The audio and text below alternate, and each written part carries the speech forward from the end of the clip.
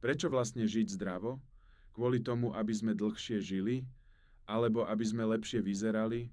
Pravda je, že dôvodov je oveľa viac a niektoré z nich si väčšina ľudí uvedomí až vtedy, keď je neskoro. Zdravý životný štýl nie je len o tom, ako vyzeráme. Je hlavne o tom, ako sa cítime každý deň.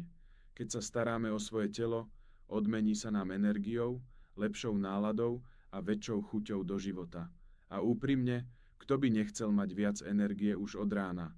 Možno si poviete, že zdravý život je náročný. Ale v skutočnosti ide o malé rozhodnutia, ktoré robíme každý deň. To, čo zjeme, či sa hýbeme, ako spíme. Nie sú to veľké veci, ale práve tie majú najväčší vplyv. Jedným z hlavných dôvodov, prečo žiť zdravo, je prevencia.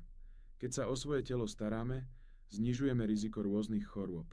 Telo totiž funguje najlepšie vtedy, keď mu dávame to, čo potrebuje. Je to ako s autom. Keď sa oň staráte, vydrží vám oveľa dlhšie. Zdravý život však nie je len o fyzickom zdraví. Má veľký vplyv aj na psychiku.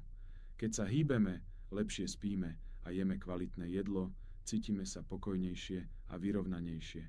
Stres zvládame ľahšie a máme lepšiu náladu. A je tu ešte jeden dôležitý dôvod. Kvalita života. Nejde len o to, koľko rokov žijeme, ale ako tie roky prežijeme.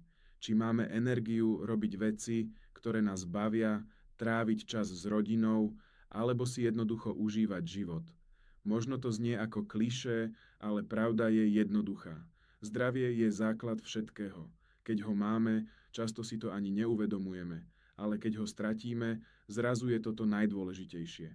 Preto žiť zdravo nie je povinnosť.